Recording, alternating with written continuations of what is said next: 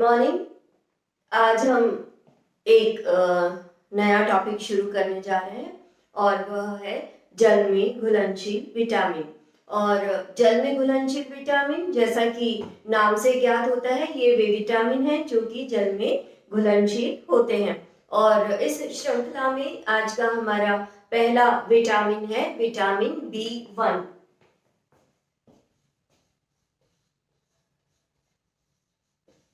Vitamin B1 जिसे कि thiamine के नाम से जाना जाता है। थायमिन विटामिन या विटामिन B1 जो है, इसकी जो खोज है या इसकी स्टडी सबसे पहले आरंभ हुई थी 1855 में, जब एक जापानी वैज्ञानिक टकाकी ने आर्मी के जो लोग थे उनमें एक रोग पाया जिसे कि बेरी बेरी रोग के नाम से जाना जाता है। और उन्होंने इन लोगों को जब मीट खिलाया और उसके साथ उन्होंने उनको दूध दिया तो उनमें ये बीमारी खत्म हो गई। इसके कुछ समय बाद में एक और स्टडी की गई जिसमें जिन लोगों को बेरी बेरी नामक रोग था उनको जब राइस ब्रान का एक्सट्रैक्ट दिया गया तो उनकी भी ये बीमारी खत्म हो गई। तो यह निष्कर्ष निकाला गया कि चावल की जो ब्रान लेयर है, ब्रान लेयर चावल के ऊपर की जो भूरी भूरी लेयर होती है उसे ब्रान लेयर कहा जाता है। और जब हम चावल को अपने खाने के काम में लेते हैं तो इस परिष्करण की प्रक्रिया के द्वारा इस ब्रान लेयर को हटा दिया जाता है। इसलिए जो पॉलिश राइस होते हैं उनमें थायमिन की कमी हो जाती है, क्योंकि थायमिन जो है वह ऊपरी लेयर जो ब्राउन लेयर है उसमें पाया जाता है या उसके जस्ट नीचे वाली लेयर में पाया जाता है। लेकिन जब चावल की पॉलिशिंग की जाती है तो चावल के दाने को घिस दिया जाता है ताकि यह लेयर दिखाई ना दे, क्योंकि वो सुंदर नहीं लगती है। तो जब यह एक्सट्रैक्ट जो ब्रान लेयर था उसका एक्सट्रैक्ट जब उन लोगों को दिया गया जिनको बेरी बेरी रोग था तो यह देखा गया कि उनमें यह रोग ठीक हो गया। तो यह निष्कर्ष निकाला गया कि चावल की जो ब्रान लेयर है उसमें ऐसे गुण पाए जाते हैं या कोई ना कोई पदार्थ ऐसा पाया जाता है जिसमें बेरी बेरी रोग को रोकने की क्षमता होती है। और उसके बाद देखिए यह काम हुआ था 1855 में और जापानी वैज्ञानिक टकाकी ने किया था। उसके बाद 1936 में थायमिन को एक्सट्रैक्ट किया गया और इसकी रासायनिक संरचना का पूर्ण रूप से ज्ञान हो गया। तो इस प्रकार से किसी भी प्रोसेस को या किसी भी खोज को आरंभ होकर और एक फाइनल स्टेज तक पहुंचने में कई वर्ष लग जाते हैं, कई वर्षों की मेहनत लग जाती है और उसमें कई वैज्ञानिक जो हैं वे इन्वॉल्व होते हैं या कई वैज्ञानिकों की जो वर्षों की मेहनत है वह इन्वॉल्व होती है। जब थायमिन की संरचना के बारे में पता चल गया तो लोगों ने इसके कार्यों के बारे में जानना शुरू किया और जो थायमिन के कार्य हैं वह इस प्रकार से हैं।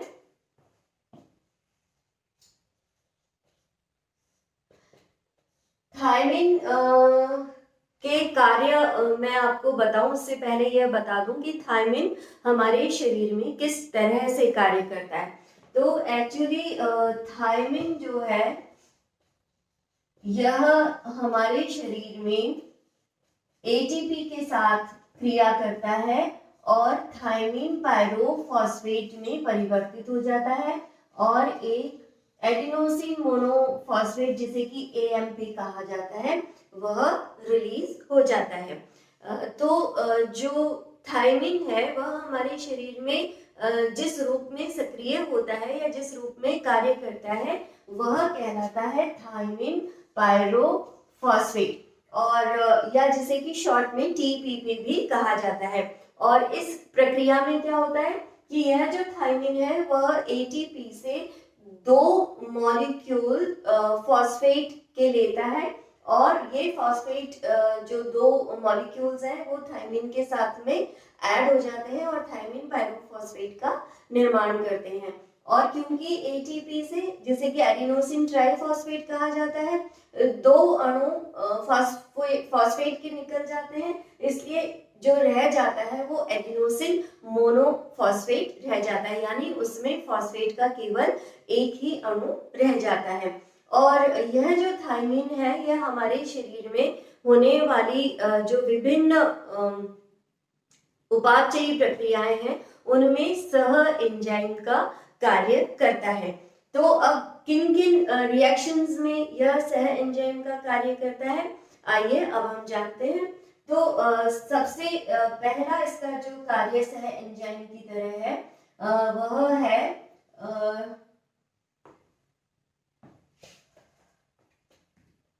डीकार्बोक्सिलेशन रिएक्शंस, डीकार्बोक्सिलेशन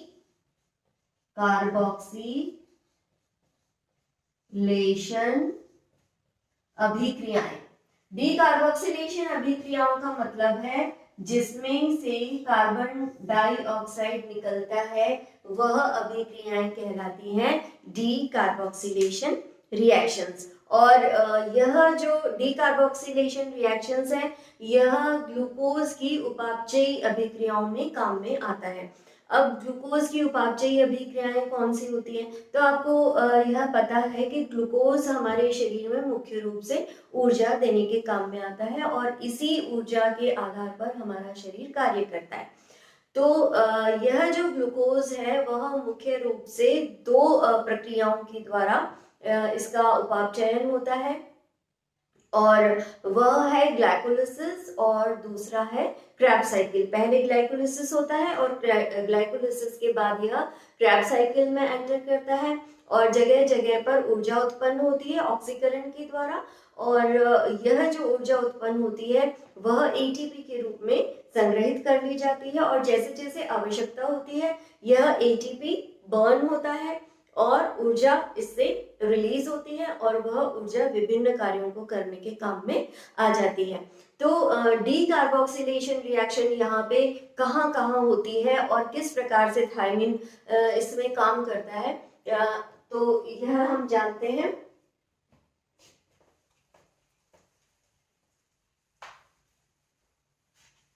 जो ग्लाइकोलिसिस होती है उसका अंतिम उत्पाद होता है पायरुविक अम्ल।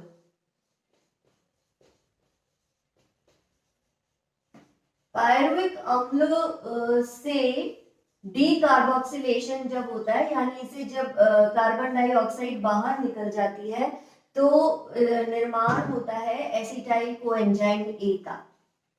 एसिटाइल कोएंजाइम ए, यह जब पायरुविक अम्ल से एसिटाइल कोएंजाइम ए निकलता है तो जैसा कि मैंने अभी आपको बताया, क्योंकि यह डीकार्बोक्सिलेशन रिएक्शन है इसलिए इसमें से एक अणु कार्बन डाइऑक्साइड का बाहर निकल जाता है। और इन रिएक्शन में विशेष रूप से हमारे थायमिन पायरोफॉस्फेट की यानी टीपीपी की आवश्यकता होती है और यह सह एंजाइम या को एंजाइम के रूप में कार्य करता है।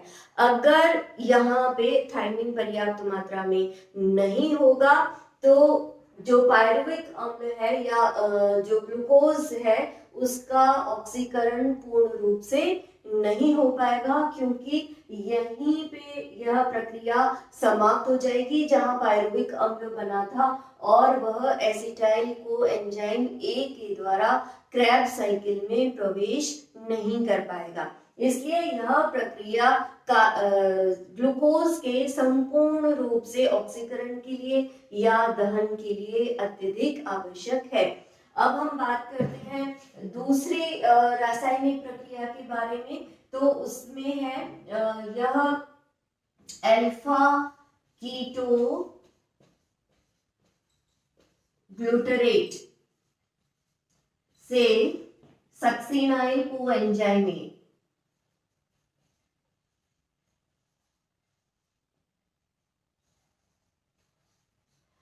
अल्फा कीटो ग्लूटरेट से सक्सिनाइल को एंजाइम ए में परिवर्तन के काम में भी टीपीपी एक सह एंजाइम की तरह कार्य करता है, क्योंकि यह भी एक डीकार्बोक्सिलेशन रिएक्शन है। और जैसा कि हम जानते हैं कि thiamine pyrophosphate decarboxylation reactions में सह एंजाइम की तरह कार्य करता है। तो ये दो रिएक्शंस वो हैं जो कि ग्लूकोज के उपापचय में काम में आती है। नीचे वाली जो रिएक्शन है वो क्रेब्स साइकिल की रिएक्शन है, और ऊपर वाली जो रिएक्शन है उस रिएक्शन के द्वारा ग्लाइकोलिसिस जहां समाप्त होता है और क्रेब्स साइकिल में एंटर होता है, तो पायरुविक अम्ल अंतिम उत्पाद है ग्लाइकोलिसिस का, और जब यह एसिटाइल को एंजाइम ए का निर्माण करता है तो यह acetyl co enzyme A Krebs cycle में एंटर करके संपूर्ण साइकिल को आरंभ करता है। तो इन दो रिएक्शंस में थायमिन पायरोफॉस्फेट सह एंजाइम की तरह कार्य करता है। इसके बाद में हम इसके दूसरे कार्य के बारे में चर्चा करते हैं, और इसका जो दूसरा कार्य है वह है यह ट्रांस कीटोलेज। ट्रांस कीटोलेज एंजाइम के लिए भी यह सह एंजाइम का कार्य करता है, और यह ट्रांस कीटोलेज एंजाइम जो है यह ग्लूकोज का एक और पाथवे है उपापचयन का, वह कहलाता है हेक्सोज मोनोफॉस्फेट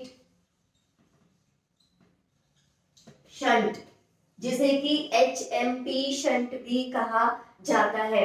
यह ट्रांस कीटोलेज एंजाइम जो है वो ग्लूकोज के HMP शंट द्वारा जो उपापचयन होता है उसमें कार्य करता है, और इस एंजाइम के लिए सह एंजाइम का कार्य करता है थायमिन पायरोफॉस्फेट।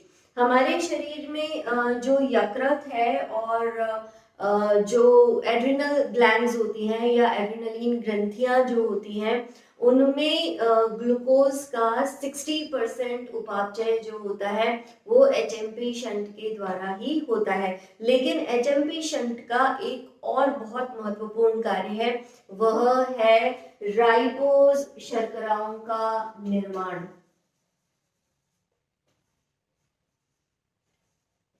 राइबोज शर्कराओं का निर्माण, और ये जो राइबोज शर्कराएं हैं यह पेंटोज शर्कराएं हैं। पेंटोज शर्कराओं का अर्थ यह होता है कि इसमें 5 कार्बन उपस्थित होते हैं, और यह जो पेंटोज शर्कराएं हैं वे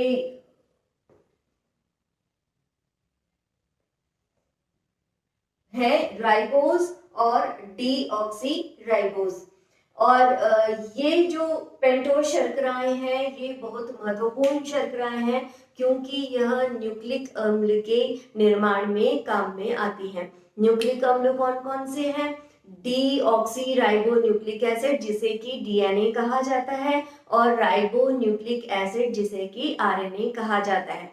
आपने जब फिजियोलॉजी पढ़ी थी तो इन दोनों के बारे में अच्छी तरह से आपने पढ़ा होगा। ये आरएनए और डीएनए ही हैं जो कि हमारे गुणसूत्रों में पाए जाते हैं, जीन्स का निर्माण करते हैं, और इसके द्वारा यह अनुवांशिक गुणों को एक पीढ़ी से दूसरी पीढ़ी तक स्थानांतरित करते हैं, और यह निर्धारित करते हैं कि हमारी कोशिकाओं में किस प्रकार के प्रोटीन का निर्माण होना है। इसका कार्य, ये जो संदेश देने का कार्य है प्रोटीन निर्माण का, यह डीएनए और आरएनए के द्वारा ही किया जाता है, और आनुवंशिक गुणों को एक पीढ़ी से दूसरी पीढ़ी तक पहुंचाने का कार्य भी यह डीएनए और आरएनए करते हैं। तो आपको यह समझ में आ गया होगा कि थायमिन जो है वह कितना महत्वपूर्ण कार्य करता है, क्योंकि इसकी उपस्थिति से ही जो ग्लूकोज है वह हेक्सोज मोनोफॉस्फेट शंट के द्वारा उसका उपापचयन संभव हो पाता है, और इसी प्रक्रिया के द्वारा हमें पेंटोज शुगर प्राप्त होती है। और ये पेंटोज शुगर कौन कौन सी है? राइबोज शुगर और डीऑक्सी राइबोज शुगर। और यह इनका जो महत्व है ये मैं अभी आपको बता ही चुकी हूँ। इसके अलावा थायमिन का एक और बहुत महत्वपूर्ण कार्य है, वह है यह हमारी संवेदनाओं के स्थानांतरण के लिए आवश्यक है।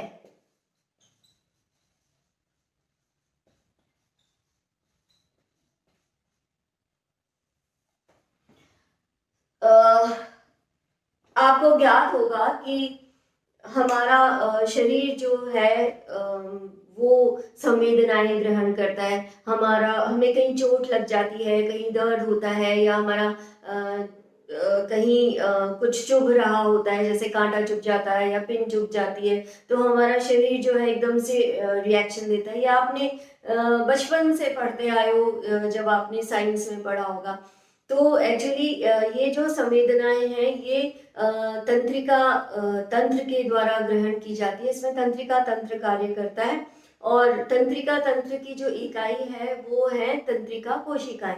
तंत्रिका कोशिकाओं को न्यूरॉन्स कहा जाता है, और यह न्यूरॉन्स इस प्रकार के बने होते हैं। एक लंबी सी कोशिका होती है जिसमें उसका सिर होता है और पूंछ निकली होती है, और इस तरह से ये एक श्रृंखला में जमी होती है, और अंगों से मस्तिष्क तक संवेदनाएं ले जाने का काम करती हैं, और मस्तिष्क से जो आदेश प्राप्त होते हैं उन संवेदनाओं को वापस अंगों तक पहुंचाती है, ताकि वह अंग जो है उस जो भी एहसास हो रहा है उसकी अनुभूति हमें हो सके।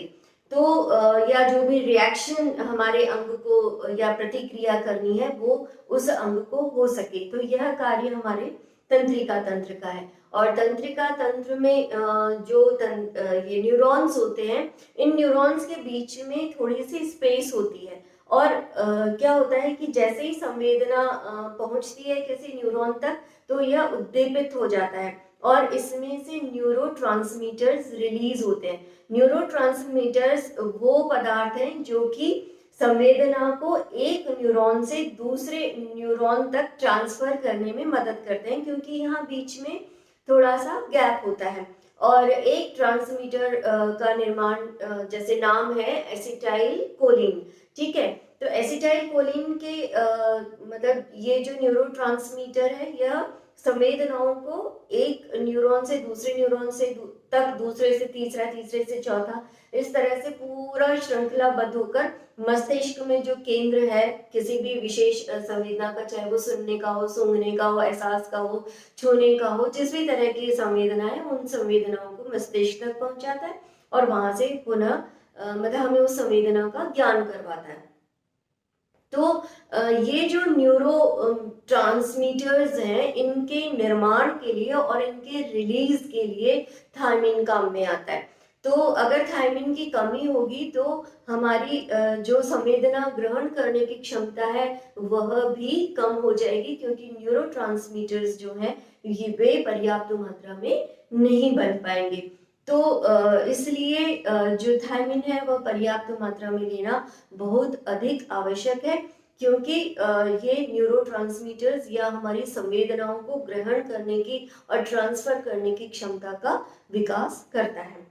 तो इसके साथ ही जो थायमिन है उसका कार्य समाप्त होते हैं, और अब अगले वीडियो में मैं आपको बताऊंगी कि थायमिन की कमी से हमारे शरीर में क्या क्या प्रभाव होते हैं, और इसके अलावा जो हमारा ICMR है उसने इसकी दैनिक मात्रा क्या प्रस्तावित की गई है, और इसके अलावा कौन कौन से भोज्य पदार्थ ऐसे हैं जिनमें कि थायमिन अच्छी मात्रा में पाया जाता है।